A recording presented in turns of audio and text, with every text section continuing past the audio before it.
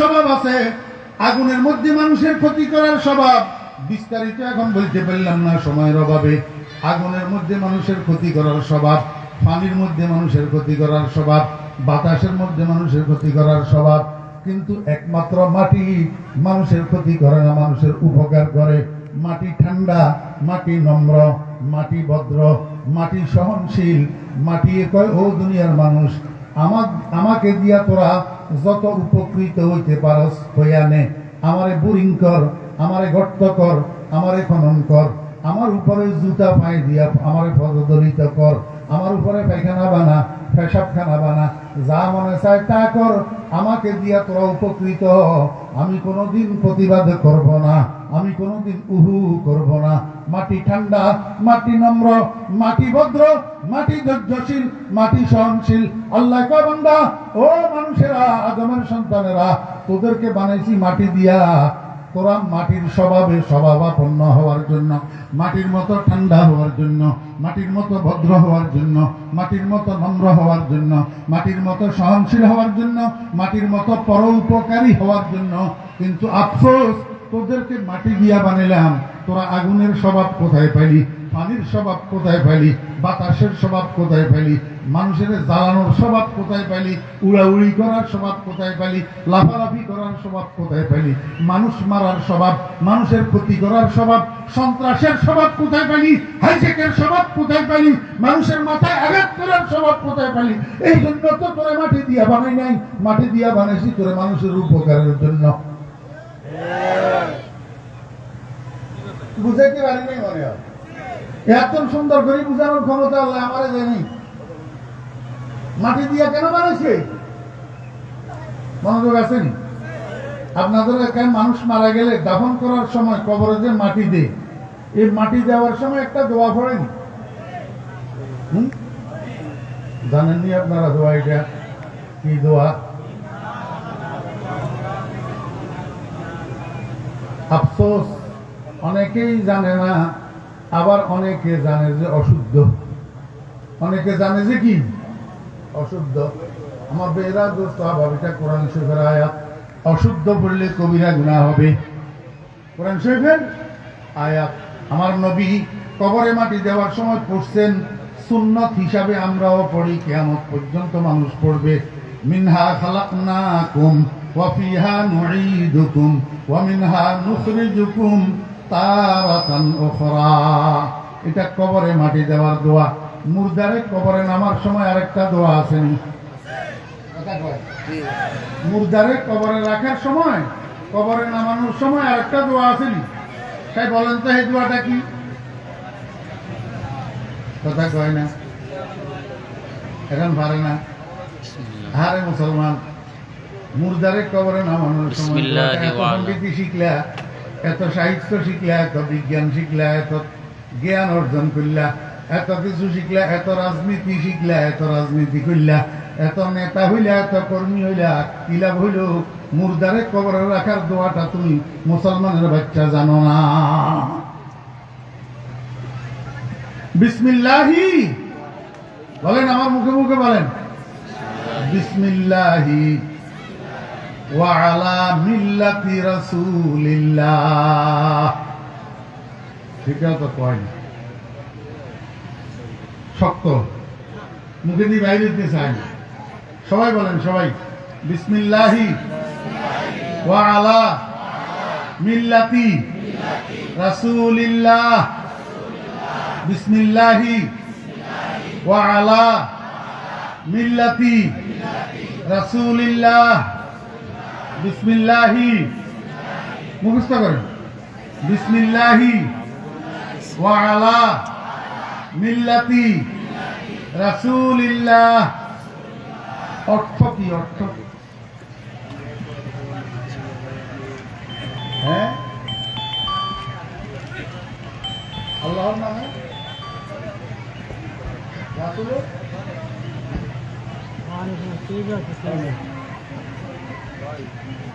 শোনেন, এখানে বিসমিল্লাহের আগে একটা শব্দ উজ্জ আছে, ওই বিসমিল্লাহির রহমানির রহিমের মতো।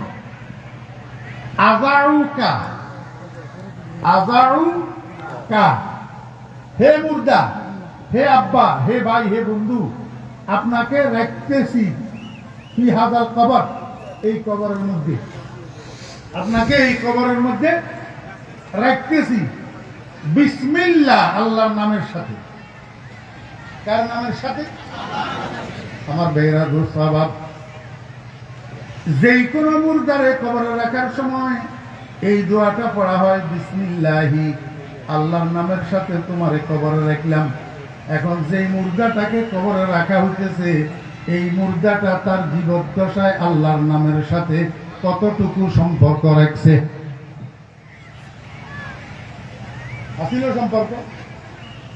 আফসোসের বিষয়, যে মানুষটাই কয় দেয়ার ইজ নো গড, যেই মানুষটাই কয় দেয়ার ইজ নো গড, যেই মানুষটাই কয় আমি বাজার থেকে মাছ নিলাম, আমার বউয়ে কুটা কাটা করি সুন্দর করে রান্না করলো, আর আমরা স্বামী স্ত্রী দুজন মজা করে খাইলাম, আর তোমরা মোল্লারা কও আল্লাহ খাওয়াইছে, আল্লাহ কেমনে খাওয়াইল?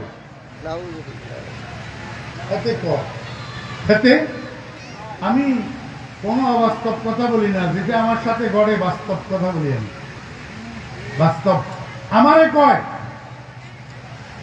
আমি বাজার থেকে মাছ নিলাম, আমার বউয়ে সুন্দর করে কুটা কাটা করলো, রান্না করলো, আর আমরা স্বামী স্ত্রী বসি মজা করে খাইলাম, আর তোমরা কও তোমার আল্লাহ খাওয়াইছে, আল্লাহ কেমনি খাওয়াইল? আমার ভাইরা দোস্ত বাবারা, এই কথাটা যে মানুষটাই বলল, এই মানুষটা আস্তিক না নাস্তিক? এটা করে ইমানদার না বেঈমান? এর সাথে আল্লাহর নামের সাথে সম্পর্ক আছে? আমার ভাইরা দোস্ত বাবা, এরকম হাজারো এক্সাম্পল আছে, যেগুলা দিতে গেলে আপনাদের অনেকের মনে কষ্ট আসবে, তখন হুজুর খারাপ হইয়া যাবে, হুজুর কি হইয়া যাবে? খারাপ হইয়া যাবে। ও ভাইরা দোস্ত বাবা, এই জাতীয় কথা যাদের মুখ থেকে বাইর হয়, এই মানুষগুলোরেও যদি কবরে রাখার সময় বলা হয় বিসমিল্লাহ, তোমাকে আল্লাহর নামের সাথে কবরে রাখলাম, লাভটা হবে কি? লাভটা হবে কি? আমার ভাইয়েরা দোস্ত বাবা, একজন মানুষ ইমানদার, দিনদার, আমলদার, নামাজি, আপনার আব্বা, আপনার ভাই, আপনার বন্ধু, এই মানুষটারে কবরে রাখার সময় আপনি বলেন বিসমিল্লাহ, কি অর্থ? ও আব্বা, আপনাকে কবরে রাখতেছি আল্লাহর নামের সাথে, কারণ যেই জায়গাতে, যেই বাড়িতে, যেই দেশে আপনারা রাখি যেতেছি, এখানে যদি কেউ আপনাকে মারে, আপনাকে কেউ যদি ফিটায়, আপনারে কেউ যদি কষ্ট দেয়, একমাত্র বাঁচানেওয়ালা আল্লাহ ছাড়া আর কেউ না। ঠিক না বেঠি? রক্ষাকারী কে? কেন বুঝো না মুসলমান? কেন বুঝো না? তোমার দলে সেদিন তোমার রক্ষা করবে না, তোমার নেতা সেদিন তোমার রক্ষা করবে না, তোমার নেত্রী সেদিন তোমাকে রক্ষা করবে না। ও যুবকেরা, কেন বুঝো না? নিজের কবর হাসর নষ্ট করি কিসের দল করতেছ? কিসের নেতা পূজা করতেছ? কিসের নেত্রী পূজা করতেছ? কবরে যখন তোমারে মারা শুরু করবে ফেরেশতা, সেদিন রক্ষাকারী একমাত্র আল্লাহ ছাড়া আর কেউ না। বজুজ রহমত পানা হে নিস্তে ইয়া রব, বজুজ গুফরান সাহারা মিস্তে ইয়া রব। এই জন্য কয় আব্বা বিসমিল্লাহ, আপনাকে আল্লাহর নামের সাথে রাখলাম। অর্থ কি? অর্থ আব্বা, আপনাকে এই নির্জন জায়গায় আল্লাহর হাওয়ালা করে দিলাম, আল্লাহর সপর্দ করে দিলাম। বিসমিল্লাহ। আল্লাহ কয় বান্দা, আমার সপর্দ করবি যে তোর মন মতো, তোর নিজস্ব মতামত অনুসারে আমার সপর্দ করলে তোর আব্বা রক্ষা পাবে না। তুই সপর্দ করতে হবে আমার বন্ধু মুহাম্মদুর রাসূলুল্লাহ সাল্লাল্লাহু আলাইহি ওয়াসাল্লামের তরিকা মতো। এই ফলাইটা অর্থ বুঝছে না? ভুল অর্থ। এখন আমি যে বয়ান করি, এখন এটা একটা শুনেন না, তুই অর্থ বুঝছ, তুই এখন এটা শুনতে চাস না।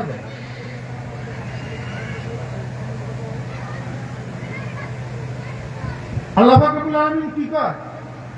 বান্দা, তুমি যে তোমার আব্বারে, তোমার ভাইরে, তোমার বন্ধুরে আমার নামের উপরে রাখি দিতেছ, কিন্তু আমি রক্ষা করব যদি তোমার রাখি যাওয়াটা আমার রসুলের তরিকা মতো হয়।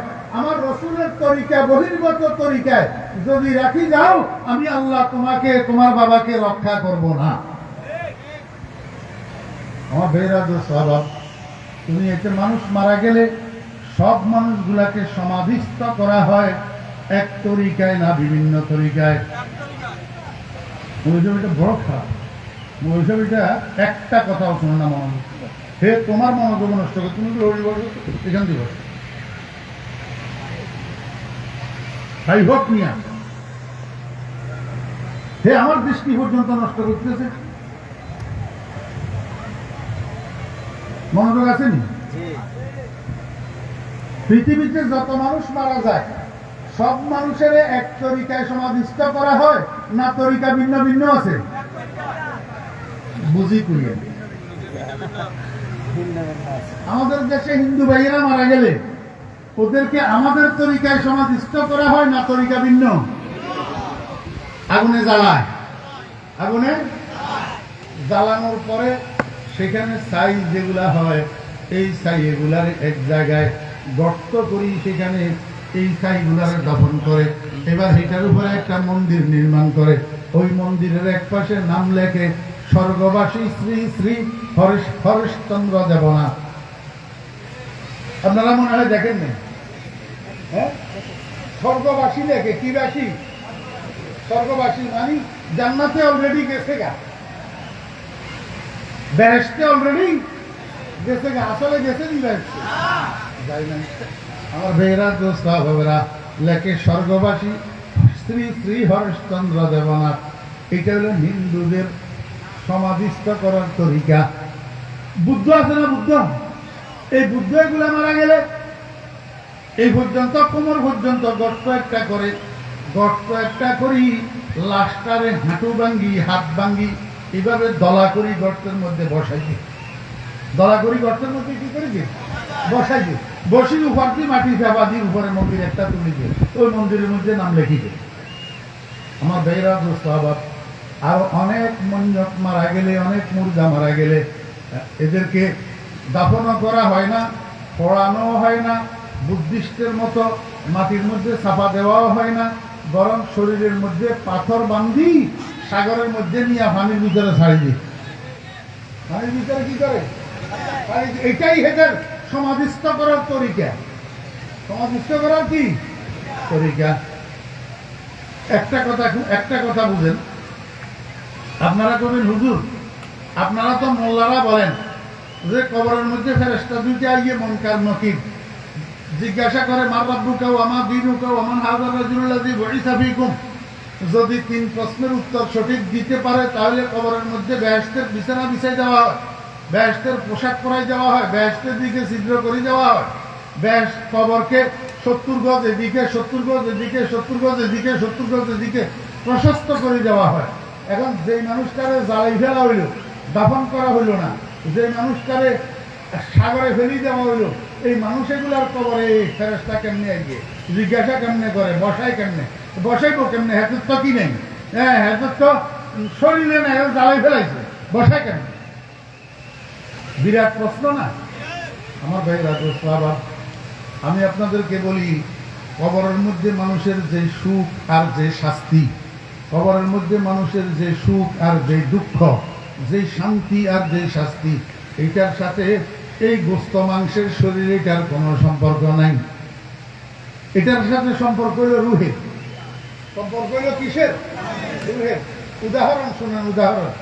আমার ভাইরা দোস্ত বাবা, ছোট্ট বাচ্চা স্বপ্নের মধ্যে দেখতেছে, ঘুমের ভিতরে স্বপ্ন দেখতেছে সে একটা গাছের উপরে উঠছে।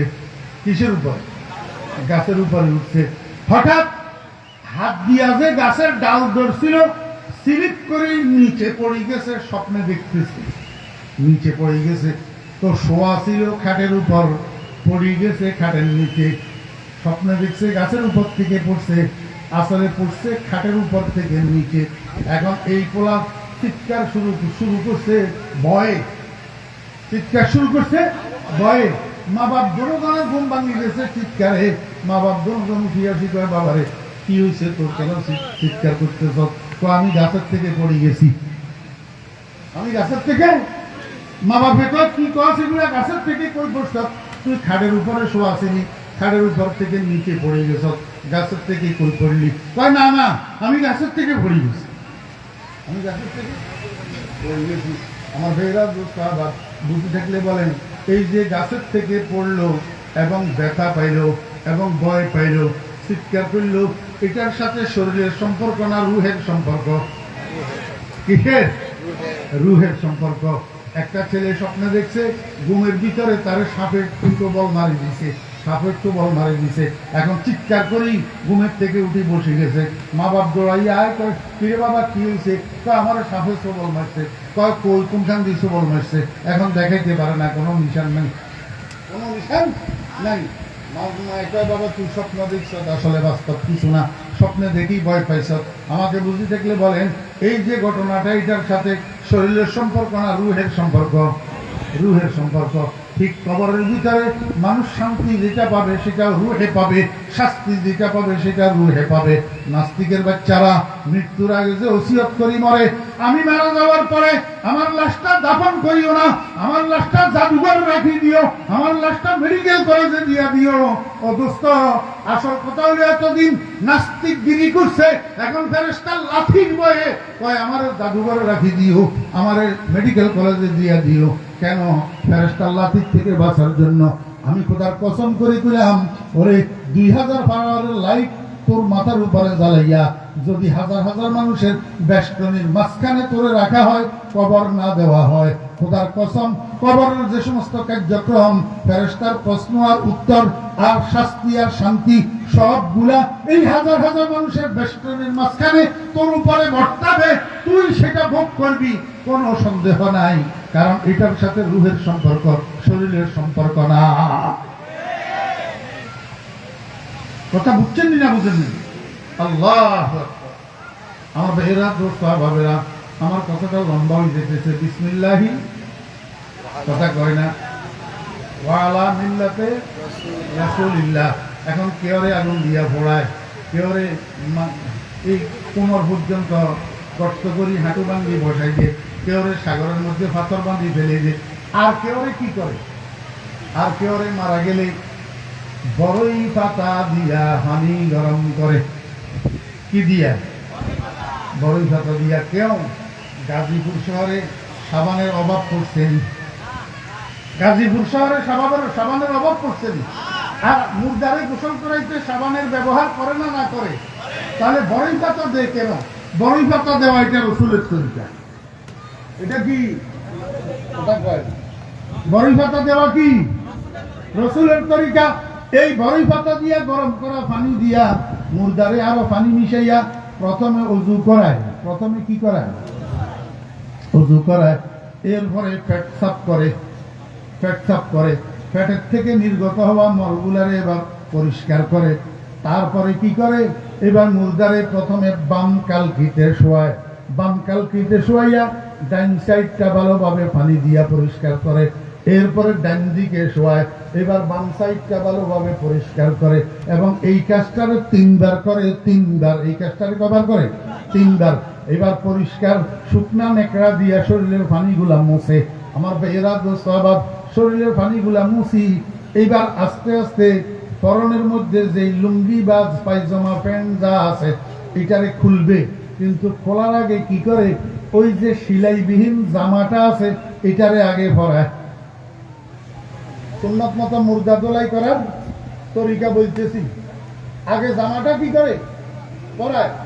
এই জামাইটারে পরাইয়া এবার জামাইটার নিচে দিয়া হাত দিয়া লুঙ্গি প্যান্ট জামা যেগুলো আছে এগুলারে খুলি টানি বাহির করে নিয়ে আসে, যাতে সতরটা উন্মুক্ত না হয়, সতরটা দেখা না যায়। এত একটা মানুষ মারা যাওয়ার পরে সতর্কে ডাকি রাখা এমন গুরুত্ব সহকারে করা হয়, অথচ তুই মুসলমানের বাচ্চা, তুই রাস্তা রাস্তায় ল্যাংটা হাঁটো, তুই রাস্তা রাস্তায় ল্যাংটা হাঁটো, তুই গরু ছাগলের মতো বলদের মতো রাস্তার পাশে দাঁড়াইয়া দাঁড়াইয়া পেশাব করস, তুই মুসলমানের বাচ্চা। অথচ তুই মরার পরে গোসলদাতা তোর সতরের হেফাজত জানোয়ার।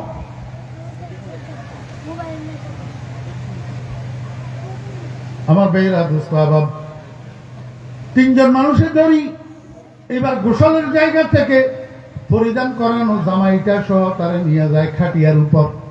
খাটিয়ার উপর আগের থেকে দুইটা কাপড় বিছানো আছে। কয়টা কাপড়?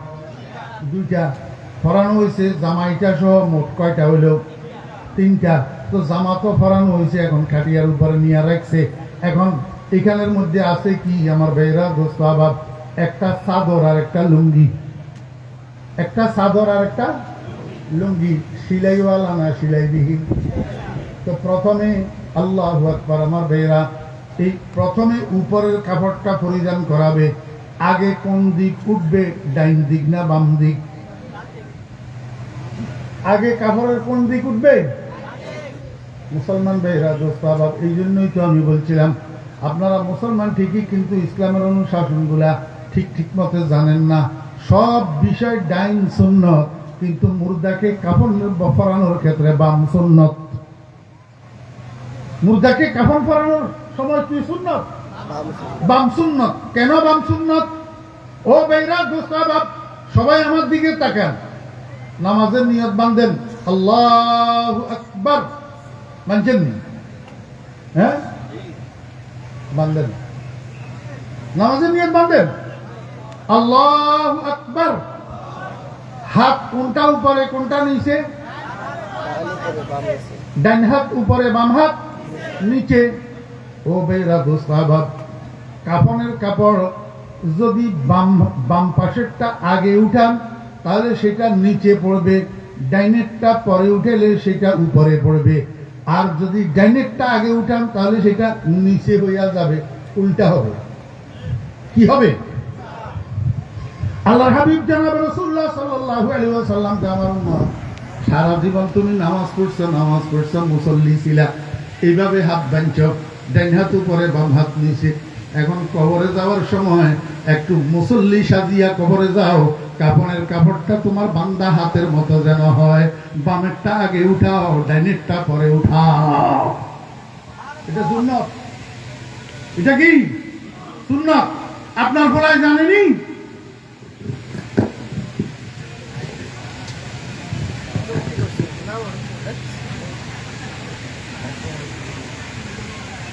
বেয়াদবিরও মানুষের একটা সীমানা থাকে।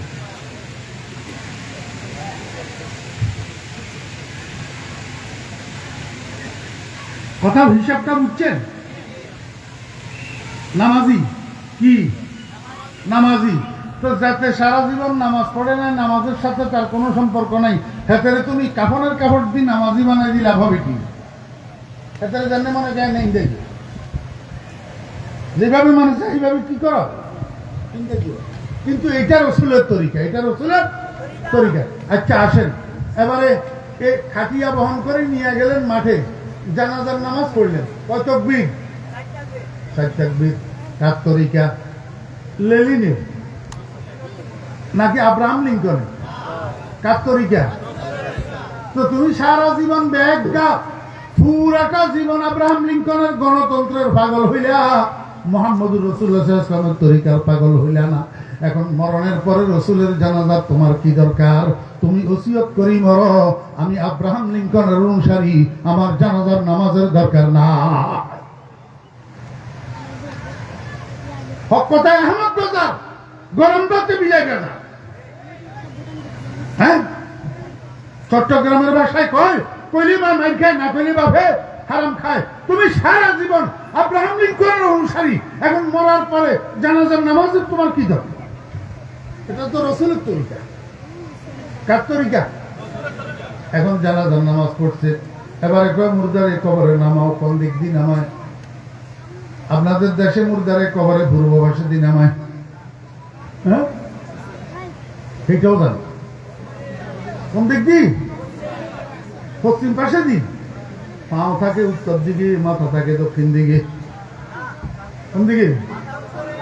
মাথা উত্তর দিকে, পাও দক্ষিণ দিকে।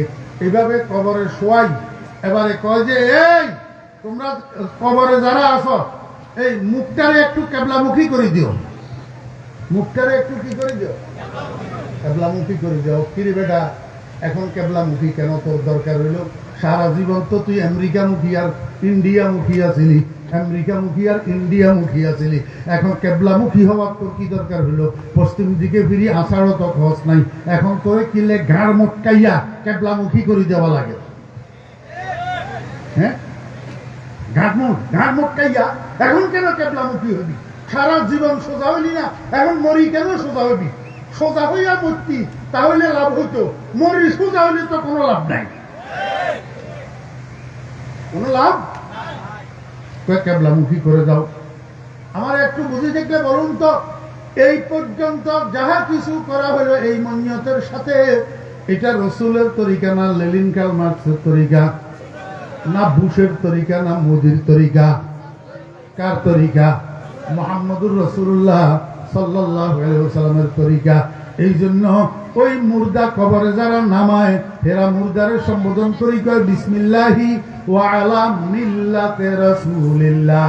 আব্বা, আপনাকে আল্লাহর নামের সাথে কবরে রাখতেছি, আর আপনাকে হিন্দুদের তরিকায় কবরে রাখতেছি না, বুদ্ধদের তরিকায় কবরে রাখতেছি না, খ্রিস্টানদের তরিকায় কবরে রাখতেছি না। শুরু থেকে আপনার ইন্তেকালের পর থেকে কবরে রাখা পর্যন্ত পুরাটা তরিকা মুহাম্মদুর রাসূলুল্লাহ সাল্লাল্লাহু আলাইহি ওয়াসাল্লামের তরিকায় আপনারে কবরে রাখলাম। আল্লাহ কয় বান্দা, এই না তোর আব্বারে এখন আমি হেফাজত করবো, যেহেতু আমার বন্ধুর তরিকায় যেহেতু কবরে রাখছ, আমি তোর আব্বারে এখন হেফাজত করব। কথা বুঝছেন না বুঝেন না? আমি এই কথাটা বলার জন্য আপনাদেরকে এখানে আনি নেই, এখানে আনছিলাম ওই মাটি দেওয়ার দোয়াটা বুঝানোর জন্য। মিনহা খালাকনাকুম, মিনহা। আল্লাহ কে বান্দা, এই কবরের যে মাটি দিবা, এই মাটি দেওয়ার সময় তুমি তোমার জীবনের ইতিহাসটা একটু স্মরণ করো। তোমারে আমি কি দিয়া বানাইলাম? আমি 4টা ধাতু দিয়া এই ভূমণ্ডল নবমণ্ডল সমগ্র সৃষ্টি জগৎ বানাইছি 4টা ধাতু দিয়া, আগুন, পানি, মাটি, বাতাস। এর মধ্যে তোমারে আগুন দিয়া বানাই নাই, তোমারে পানি দিয়া বানাই নাই, তোমারে বাতাস দিয়া বানাই নাই, তোমারে আমি মাটি দিয়া বানাইছি। মিনহা খালাকনাকুম, তোমারে আমি মাটি দিয়া বানাইছি কেন? তুমি মাটির মতো হইবা, মাটির মতো ঠান্ডা, মাটির মতো নরম, মাটির মতো ভদ্র, মাটির মতো সহনশীল, মাটির মতো ধৈর্যশীল, মাটির মতো পরের উপকারী। তুমি এখন আগুনের মতো পোড়াপুড়ি করো কা, জ্বালাও পোড়াও করো কা, পানির মতো গড়াগড়ি করো কা, বাতাসের মতো লাফালাফি করো কা। তুমি মাটির তৈরি যে কথা মনে হয় বলি গেছ। এই জন্য কবরে মাটি দেওয়ার সময় তোমার জীবনের উৎস কি, ইতিহাসটা একটু স্মরণ করো। মিনহা খালাকনাকুম। কিন্তু অন্ধ মুসলমান সারা জীবন পড়লো মিনহা খালাকনাকুম, কিন্তু কেন পড়তেছে এটার অর্থ কি এই অন্ধ মুসলমানে জানে না। আমার ভাইরা, দোস্ত আবাব, কিয়ামতের ময়দানে সূর্য কয়টা হবে? মনোযোগ আছেন? কিয়ামতের ময়দানে সূর্য কয়টা? 7টা। জমিন কিসের হবে? তামার। দুনিয়াতে জমিন মাটি, মাটির স্বভাব হইল আস্তে গরম হয় এবং তাপ না ফেলে তাড়াতাড়ি ঠান্ডা হয়ে যায়। আর তামার স্বভাব হইল দ্রুত গরম হয়, সামান্য একটু তাপ পাইলে অধিক গরম হয়ে যায়। একবার গরম হইতে পারলে সহজে আর ঠান্ডা হয় না, সহজে আর কি হয় না। এবার বুঝে থাকলে বলুন, এই 7টা সূর্যের তাপে তামার জমিনটা কেমন গরম হবে? আল্লাহ হাবিব জনাব রাসূলুল্লাহ সাল্লাল্লাহু আলাইহি ওয়াসাল্লাম বলেন, কোন কোন আল্লাহু আকবার মানুষের পায়ের তালুতে এই গরম লাগিয়া, পায়ের তালুতে গরম লাগিয়া মাথার মগজ গুলা ফুটফুট করে উতলাইতে থাকবে। বিশ্বাস না হলে সৌদি আরবে যারা যান, চাকরি করেন, অথবা হজে যান অথবা উমরায় যান, এই জুন জুলাই মাসে উত্তপ্ত গরমের মধ্যে দিনের 12টায় সৌদি আরবের পাথরের ভিতরে একটু পাও দিয়া দেখিয়েন কি অবস্থা। আমি একবার গোসল করি, একটা লুঙ্গি বাহিরে শুকাইতে দিছি, 7 মিনিটে আমার লুঙ্গিটা শুকাইয়া মটমটে হয়ে গেছে। 7 মিনিটে। দুনিয়ার সূর্যের গরমে যদি সৌদি আরবের পাথর এমন গরম হয়, 7 সূর্যের তাপে কিয়ামতের ময়দান কেমন গরম হবে? ও আমার যুবক ভাইয়েরা, তরুণ ভাইয়েরা, একটু বেশি গরম, একটু বেশি ঠান্ডা, একটা মশার কামড়, একটু সূর্যের তাপ, আগুনের ভাব বরদাস্ত করতে পারো না, কিয়ামতের ময়দানে 7 সূর্যের তাপ কেমনে বরদাস্ত করবা? আল্লাহ হাবিব জনাব মুহাম্মদুর রাসূলুল্লাহ সাল্লাল্লাহু আলাইহি ওয়াসাল্লাম বলেন, আমার উম্মত, কিয়ামতের মাঠে একটা জায়গা আছে, যেই জায়গাটার উপরে একটা শামিয়ানা আছে। এই দেখেন এত বড় মাঠের মধ্যে পুরাটার মধ্যে শামিয়ানা নাই, মাঝখানে একটু জায়গার মধ্যে শামিয়ানা আছে। এখন যদি সূর্য থাকতো এই শামিয়ানার কারণে এখানে রৌদ্র পড়তো না, ছায়া হইতো। কিয়ামতের ময়দানের মধ্যে একটা নির্দিষ্ট জায়গা আছে, সেটা চতুর্দিকে বাউন্ডারি করা আছে। এক জায়গা নির্দিষ্ট একটা গেট আছে, ওই গেটে ফেরেশতা প্রহরী আছে। আমার ভাইরা দোস্তাভাব, রসুল আকরাম সাল্লাল্লাহু আলাইহি ওয়াসাল্লাম কয় এটা কিসের শামিয়ানা? কয় এটা আল্লাহ পাকের আরশের শামিয়ানা। আল্লাহ পাকের আরশের শামিয়ানা। আল্লাহ পাকের আরশের নিচে যে জায়গাটা, এটার মধ্যে সাত সূর্যের তাপ থাকবে না। কিয়ামতের ময়দানের আল্লাহু আকবার ভয়াবহ গরমি সেখানে থাকবে না। কিয়ামতের ময়দানের ভয়াবহ পরিস্থিতি সেখানে থাকবে না। এই আল্লাহ পাকের আরশের নিচের জায়গাটা সুশীতল হবে, শান্তিপূর্ণ হবে, আরামপূর্ণ হবে। সেখানে কিয়ামতের ময়দানের অস্থিতিশীলকর কোনো পরিবেশ থাকবে না। সাহাবীরা জিজ্ঞাসা করে, ইয়া রাসূলুল্লাহ, আল্লাহ পাকের আরশের নিচে এই সুশীতল ছায়ার মধ্যে আল্লাহ পাক কাদেরকে জায়গা দিবেন? রাসূল আকরাম সাল্লাল্লাহু আলাইহি ওয়াসাল্লামকে আমার উম্মতেরা, ফেরেশতারা কিয়ামতের মাঠের মধ্যে ঘুরি ঘুরি কিছু কিছু মানুষের টিকেট দিবে। টিকেট এই টিকেট যারা পাবে তারা মেইন গেটে যাইয়া ফেরেশতা প্রহরীর টিকেট এটা দেখাইলে ফেরেশতা প্রহরী গেট খুলে দিবে। তার জন্য বরাদ্দ করা আসন সে গ্রহণ করবে আল্লাহ পাকের আরশের শামিয়ানার নিচে। সাহাবী কয়, ইয়া রাসূলুল্লাহ, কারা তারা যারা টিকেট পাবে কিয়ামতের ময়দানে? রাসূল আকরাম সাল্লাল্লাহু আলাইহি ওয়াসাল্লাম বলেন, 7 প্রকারের মানুষ। কয় প্রকার? মনোযোগ আছেন? এই 7 প্রকারের মানুষটা যদি মুখস্থ রাখতে পারেন তাহলে আল্লাহর রহমতে আমার বলাও কামিয়াব, আপনাদের শোনাও কামিয়াব, এই মাহফিল কামিয়াব। কালকে সকাল থেকে যদি এই গুণগুলো আমরা অর্জন করতে পারি। কয় প্রকার? 7 প্রকার। এই মনোযোগ আছেন? 1 নম্বর, ইমামুন আদিল। ইমামুন আদিল। ও বেরা দোস্ত আবাব, ন্যায় পরায়ণ বাদশাহ, ন্যায় পরায়ণ শাসক, ন্যায় পরায়ণ প্রশাসক, ন্যায় পরায়ণ বিচারক, ন্যায় পরায়ণ রাজা, ন্যায় পরায়ণ নেতা, যাদের হাতে বিচার কার্য থাকে, শাসন কার্য থাকে, এরা যদি ন্যায় পরায়ণ হয়, আল্লাহ পাক রব্বুল আলামিন কিয়ামতের ময়দানে ফেরেশতা দিয়া তাকে টিকেট দেওয়াবে। সেই টিকেট দিয়া আল্লাহ পাকের আরশের নিচে শামিয়ানার মধ্যে সে আসন গ্রহণ করতে পারবে। 7 সূর্যের তাপে তাকে পাবে না। বুঝেননি না? বুঝেন নাই? ও ভাইরা দোস্ত আবাব, 1 নম্বর শাসক হলো পরিবারের কর্তা। পরিবারের কর্তা। আপনি যেই পরিবারের কর্তা, যেই পরিবারের হুকুমদাতা, যেই পরিবারের উপার্জনকারী, যেই পরিবারের আপনি পরিচালক, সেই পরিবারের মধ্যে কারো উপরে আপনি অন্যায় শাসন করতে পারবেন না, অন্যায় বিচার করতে পারবেন না।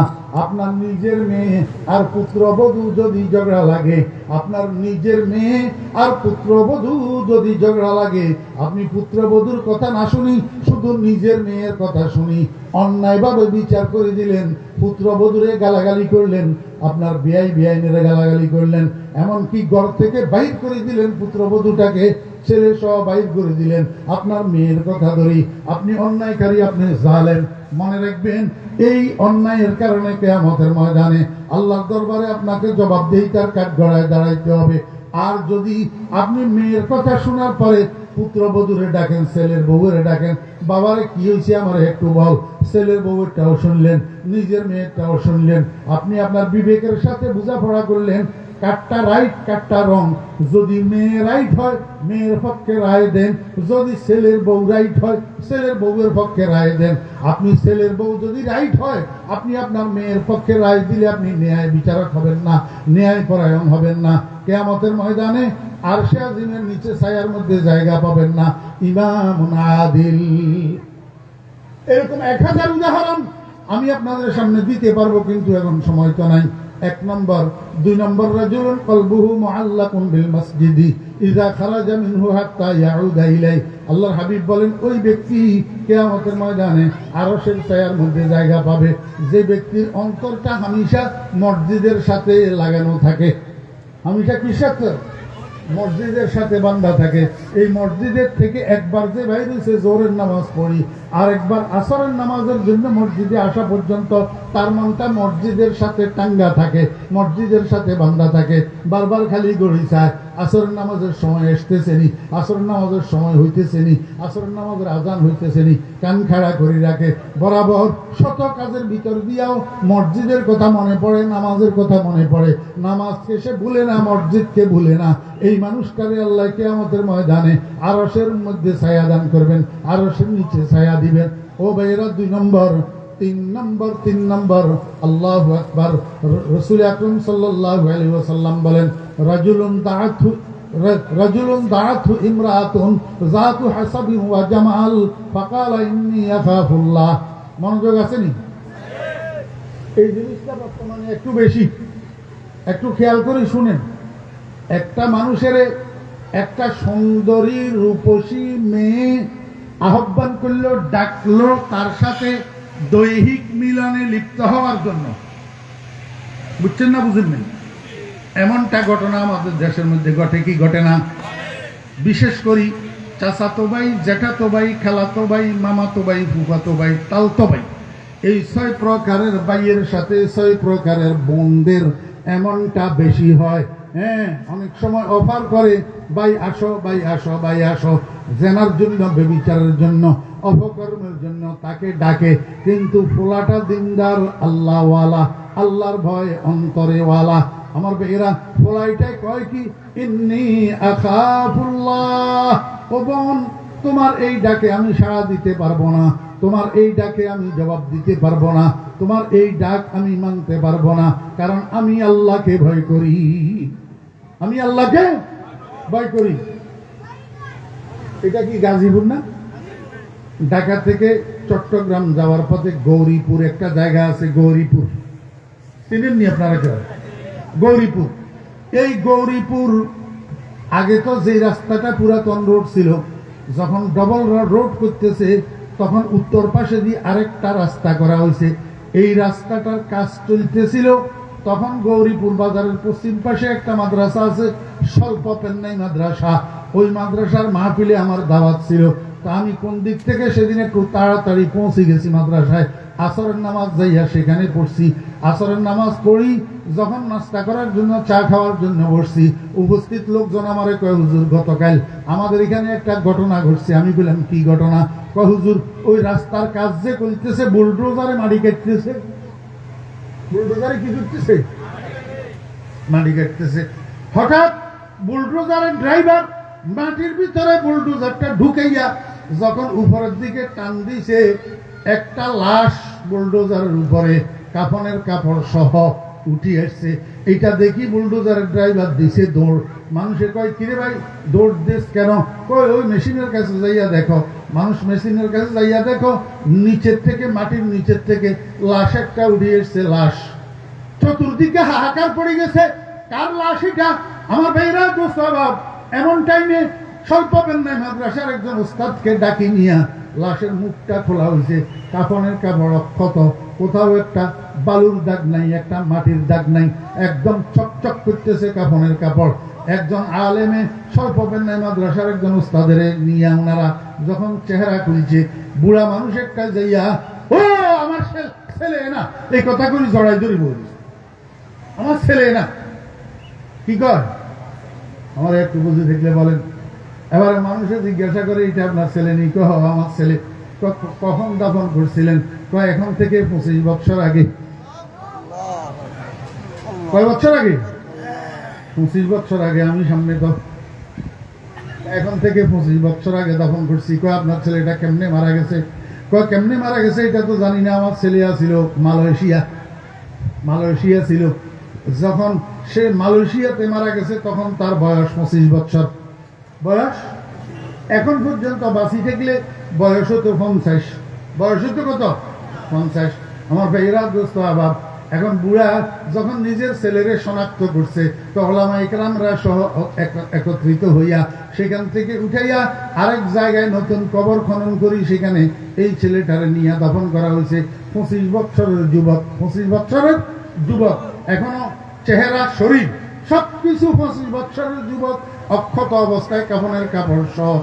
আমি পরবর্তীতে এইটা নিয়ে যখন স্বল্প পেন্নাই মাদ্রাসায় আলোচনা হইতেছে, কথা আলোচনা হইতে হইতে শুনতে পাইলাম এই ছেলেটা মালয়েশিয়া থাকাকালীন মালয়েশিয়াতে ফ্যাক্টরিতে চাকরি করত। ওই ফ্যাক্টরির মধ্যে অনেক বিদেশি মেয়েরা তাদের সহকর্মী হিসাবে চাকরি করত। আমাদের বাংলাদেশি অনেক পোলারা চরিত্রহীন হইয়া যেত এই বিদেশি মহিলা কর্মী এগুলার সাথে জড়াইয়া, বিদেশি মহিলা কর্মী এগুলার সাথে জড়াইয়া চরিত্রহীন হইয়া যেত, নিজের চরিত্র ঠিক রাখতে পারত না। কিন্তু এই পোলাটা কি একটা নাম জানি আমি ভুলে গেছি। এই পোলাটা যতদিন মালয়েশিয়া ছিল ততদিন অনেকে অনেক চেষ্টা করছে এই পোলাটাকে অন্য রাস্তায় নিয়ে যাওয়ার জন্য, খারাপ রাস্তায় নিয়ে যাওয়ার জন্য, কিন্তু কেউ কোনোদিন সফল হয় নাই। এই পোলা 5 ওয়াক্ত নামাজ পড়তো, জীবনেও চরিত্র খারাপ করে না। একটা যুবক ছেলে আমার মেয়েরা দোস্ত বাপ চরিত্রের হেফাজত করার কারণে, চরিত্র ঠিক রাখার কারণে আল্লাহ পাক তাকে নিয়ামত দিয়েছেন, পুরস্কৃত করছেন। কি ওরে কিয়ামত পর্যন্ত তার শরীরটা বক্ষণ করা মাটির জন্য হারাম করে দিয়েছে, মাটির জন্য তার শরীরকে বক্ষণ করা হারাম করে দিয়েছে। ও যুবক ভাইরা, এমনি ভাবে নামাজ ধরো, এমনি ভাবে চরিত্রের হেফাজত করো, আল্লাহ পাক তোমাকে ওই নিয়ামত দান করবে ইনশাআল্লাহ। চরিত্রের হেফাজত করো। হ্যাঁ, রাজুলুন দাআতহু ইমরাতুন যাতু হাসাবিন ওয়া জামাল ফাকালা ইন্নী আখাফুল্লাহ। রাসূল আকরাম সাল্লাল্লাহু আলাইহি ওয়াসাল্লাম বলেন 3 নম্বর গেল। 4 নম্বর, শাবুন নাশা ফি ইবাদাতিল্লাহ। কিয়ামতের ময়দানে 7 সূর্যের তাপের মধ্যে আল্লাহর আরশের নিচে স্থান পাবে যে, তার মধ্যে ওই যুবক, যেই যুবক যৌবনের গরমিকে নিয়ন্ত্রণ করতে পারছে, যৌবনের তাড়নাকে নিয়ন্ত্রণ করতে পারছে, যৌবনের গরমির কারণে কোথাও অন্যায় আচরণ করে নাই, অন্যায় কাজ করে নাই, কারো চাঁদাবাজি করে নাই, সন্ত্রাস করে নাই, ডাকাতি করে নাই, আল্লাহু আকবার, কারো পেটের মধ্যে ড্যাগার ঢুকায় নাই, কারো মাথার উপরে বাড়ি দিয়ে নাই, কিন্তু মসজিদের সাথে সম্পর্ক রাখছে। কিসের সাথে? মসজিদের সাথে। আল্লাহর হাবিব কয়,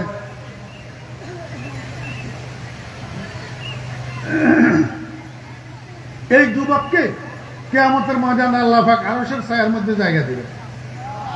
6 নম্বর গেল।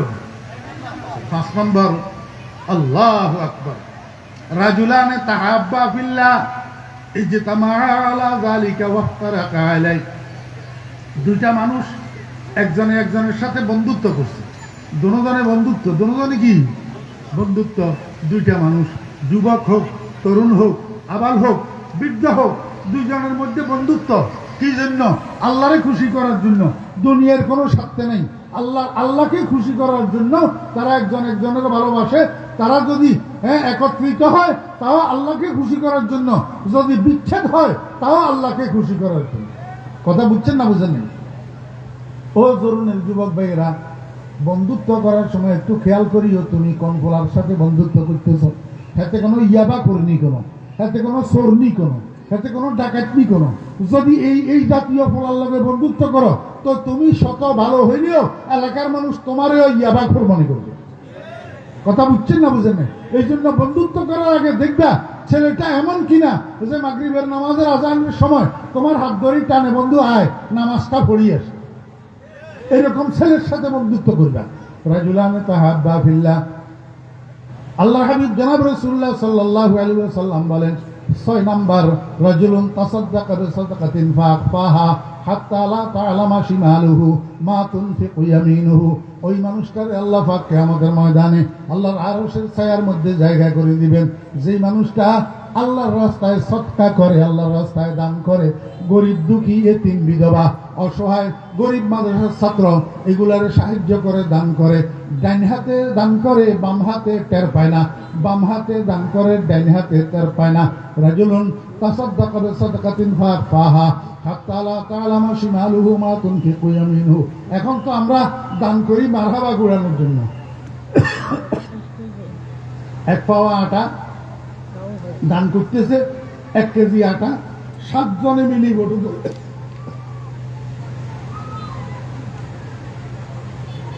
কয় নম্বর গেল? 6 নম্বর। আর 1 নম্বর, রাজুলুন যাকারাল্লাহ খালিয়ান ফাফাযাত আইনাহু। নিরিবিলিতে নির্জনে একা একিত্বে বসে বসে আল্লাহ জিকির করবেন, চোখের পানি ছাড়ি দিবেন, চোখের পানি ছাড়ি দিবেন, আল্লাহ জিকির করবেন, আল্লাহ পাক কিয়ামতের ময়দানে আরশের মধ্যে জায়গা দিবেন। ওয়া আখিরু দাওয়ানা আলহামদুলিল্লাহি রাব্বিল আলামিন। আসসালামু আলাইকুম।